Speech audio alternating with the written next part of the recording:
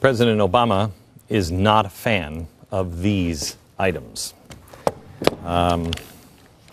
He talked about it in the debate. Wants a ban on these. He's assaulting the civil liberties of Americans with their Second Amendment. He doesn't want anybody to carry any of these either.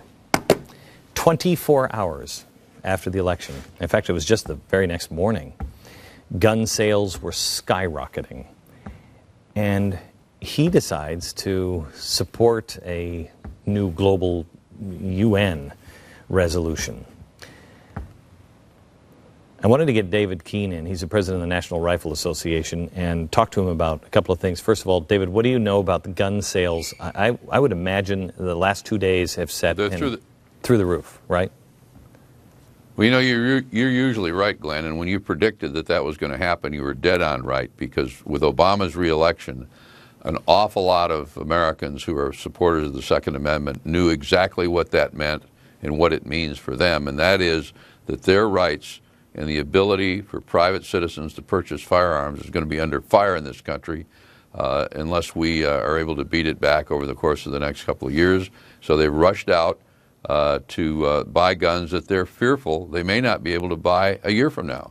So gun sales, ammunition sales, and the like have spiked just since the election.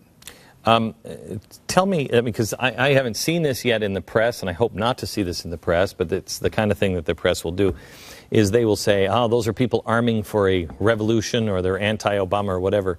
I look at this as I just want to be grandfathered in. I mean, it's one thing to tax... That's exactly what it is, Glenn. Yeah, I mean, it's one thing to tax your way... They want to be grandfathered in because they're fearful. Right. That they won't be able to buy guns next year. Or they may not say, oh, for instance, this, in some places you can buy this, but you have to buy an antique, and so it's, $20,000 to buy, right, where, that's not what it costs to make. And so they just make it cost prohibitive. That way they say, we're not banning anything, but you just can't afford the bullets or anything like that. Exactly. That's part of the strategy. That's the indirect strategy to take on the Second Amendment. But like a lot of liberal politicians, prior to the election, Barack Obama denied he had any designs on the Second Amendment. One of his journalistic lapdogs, Chris Matthews, had actually said we were paranoid to believe that he had designs on the Second Amendment or that he would in any way restrict America's gun rights. We, however, were a little fearful that what he said to Sarah Brady, the head of the largest anti-gun group in this country, was true. He said, look, I'm going to deliver on my promises to you, but right now I have to operate under the radar. Now that the elections have taken place, within hours of being reelected, Barack Obama sent a message to the United Nations, I want that small arms treaty on my desk so I can sign it. Today, Senator Feinstein and others were meeting in the Senate to craft a new Clinton gun ban that they could take to the Senate floor and try and get the president's desired abolishment of so-called assault weapons enacted. We can expect that he is going to go after Second Amendment rights in every way that he can. Part of it, as you said, is to simply raise the price of firearms, to raise the price of ammunition, to make it more difficult for an average citizen to purchase firearms. That pushes out people that don't have the time, the resources to really go in and buy what they need.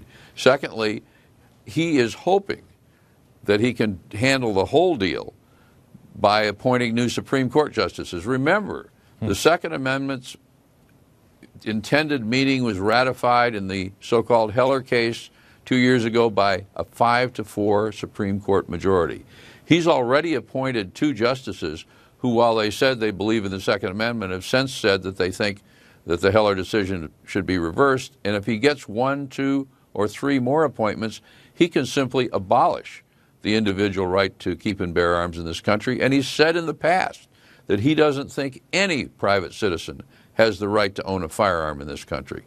So besides joining the NRA, what do you recommend the average citizen do?